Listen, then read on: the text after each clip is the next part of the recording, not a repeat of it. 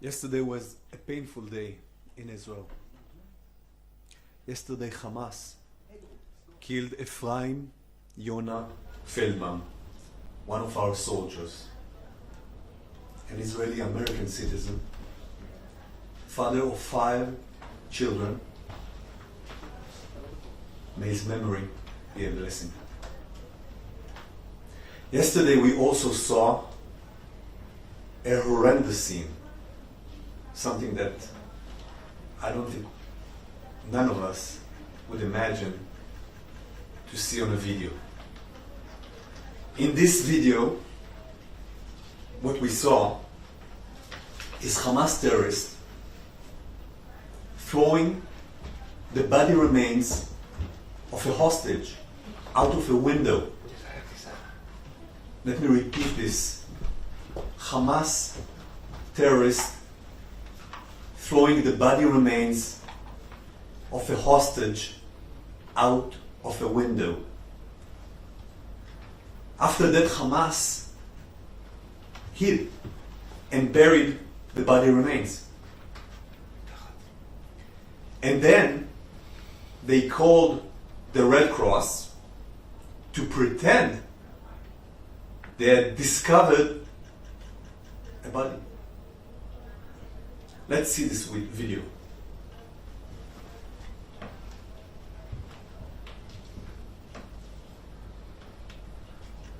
שני הצ'אנלים עובדים חבר'ה?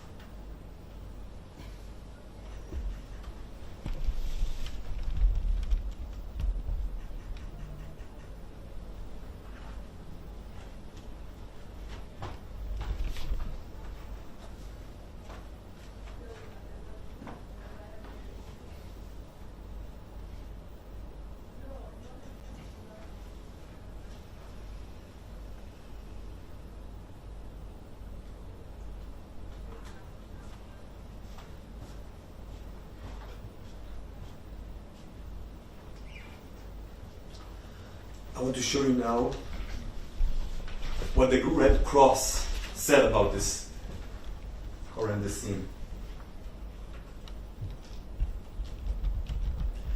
The Red Cross condemned it, condemned what they called the fake recovery, and the Red Cross said they attended the place at the request of Hamas in good faith.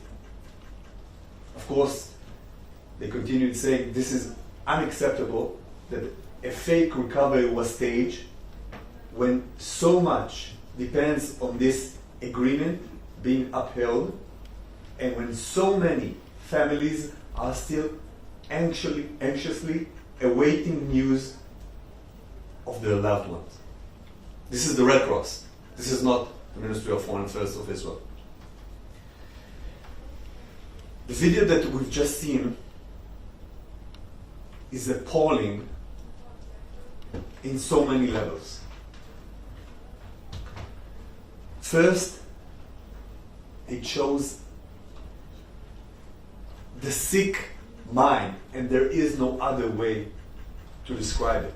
The sick mind of Hamas terrorists. Throwing bodies out of windows and using them for their manipulations. Think what these scenes, these manipulations, these atrocities, what it does to the families of the hostages, of the deceased hostages, what they are going through, undergoing more pain, more agony. Some of these families need to reopen the grave. This is barbaric. This is something beyond words. I can't think of any any human being, any decent human being who can see these pictures, see what Hamas does to the seized hostage, and come out and say, I support Hamas. If there's someone that supports these kind of scenes, something is fundamentally wrong with him.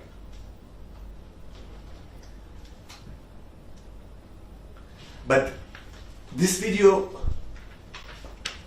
proves more.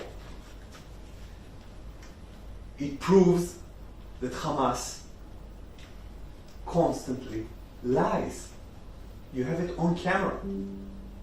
Hamas comes with this excuse that they don't know where the deceased hostage are, and you have it on camera, and we know it, and we said it, that they do know. They do know where the bodies are. And they lie. And then they lie again when they hide those bodies, and then they lie once more to the world. They lie to the Red Cross, and they lie to you guys, to the media, and they do it bluntly. The only thing is, this time they were caught.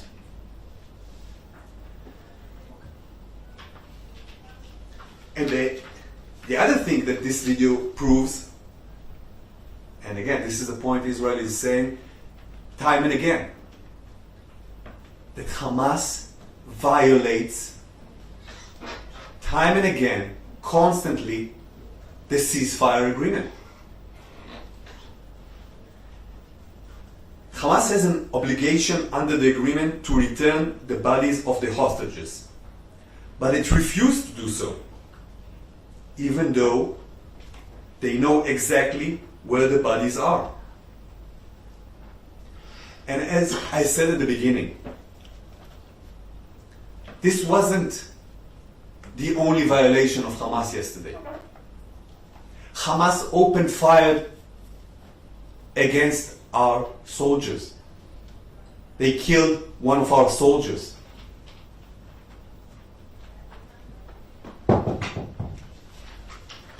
Since the beginning of the ceasefire, Hamas has violated the agreement hundreds of times.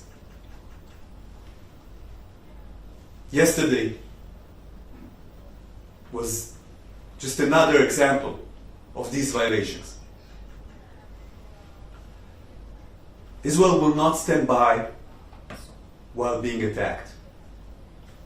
Israel will continue to uphold the ceasefire agreement and respond firmly to any violation of this agreement.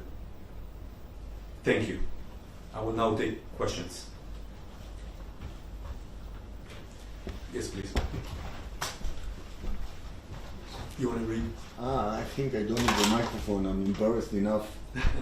How Israel sure that Hamas violated this ceasefire and the soldier was not killed by rival gangs in Gaza? That's one. And does the ceasefire agreement allow for such a heavy-handed response? This goes far beyond responding to the limited threat. Please, your comment. Thank you. We know for a fact that Hamas is violating the agreement. We know for a fact that Hamas is opening fire on our soldiers, not for the first time. I remind you, they already did so. And we know for a fact that Hamas is violating the agreement also in terms of the body returns. So yes, the answer is very clear. Hamas is responsible for the fire. Hamas is responsible for the violation. And in terms of the response, we said very clearly, we will respond to any violation. We will respond to those violations firmly, and this is what we did. And as of 10 a.m. today, Israel said that Israel will continue to uphold the ceasefire. I want to be very clear. Israel is committed to the ceasefire. Israel is committed to the Trump plan. The only problem is that Hamas is not committed. The only problem is that Hamas is violating the ceasefire, shooting at us, doing those terrible, barbaric, sadistic maneuvers with bodies of the hostages. And Hamas is doing so because it does not want to see the Trump plan advance. Because part of the Trump plan idea, and it's part of its main elements, is that Hamas will be disarmed. So Hamas is trying to do everything possible to avoid this. Thank you. Yes, please. Thank you. Marie Finoshina, RT International. Oren, the IDF says that it targeted Hamas terror infrastructure in Gaza during its strikes. Now we hear from Gaza's health ministry, and these are the latest numbers, that around 100 Palestinians were killed in these strikes, including children. My question is, what was the concrete goals of these strikes, and was it achieved? And in your view, was the response proportionate? And do you have any specific information on who exactly was killed? Thank you. Thank you.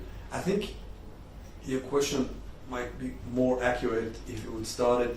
Now we hear from Hamas health authorities, because Gaza health authorities are Hamas health authorities, and those are notorious for their lies. We've seen time and again that you cannot trust any number, any information coming out of Gaza. You see that supposedly decent, neutral information that has to do with the return of bodies of hostages was manipulated. So we know for a fact that they are manipulating everything possible, and sometimes they are also being caught for that. Secondly, the IDF operates and directs its fire, aims only at terrorists. When it comes to the urban situation in Gaza, what is often the case is a syndrome that we all know all too well, which is called human shields. Hamas is using the population, exploiting the civilian population, and locating itself within civilian facilities. So this is part of the situation in Gaza. And Hamas is torturing the civilian population in Gaza not only by its location, they are doing so also directly. And I'm referring to executions that are being held in daylight in the streets of Gaza. Hamas terrorists are shooting people in the head, and no one says anything, and it's okay. So this is attests to the nature of Hamas and the way they conduct themselves, not only towards Israelis, but to civilians in Gaza itself. Was the goal achieved? Sorry? Was the goal achieved? I can check with the IDF about what they call BDA, the bomb damage assessment, and we can get back to you about the details of this. Yes, please. Joe Floater from the BBC. How much coordination was there with the United States before these strikes were launched, and were they happy with the assessment of the collateral damage, given that a lot of people died? Right. So I can refer to the coordination bit of your questions. regarding the happiness, I think it's best to ask the Americans themselves how they feel. But yes, there was coordination. There was the Americans were informed about this activity, about this operation, and again, Informed beforehand or after? I would refer you to the Prime Minister's office regarding the exact sequence of the events, but I can tell you surely that they were informed.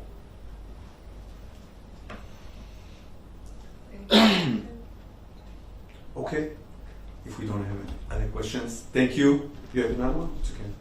You're good? Is Israel taking her own decision in these cases, or only a green light by a Trump? very clear answer, and I think the Prime Minister referred to it. Israel is a sovereign country, and this is the most important thing that you need to keep in mind in this regard. Of course, we enjoy the closest relationship with our closest friend, which is the Americans, and this will continue to be the case. Thank you. Thank you.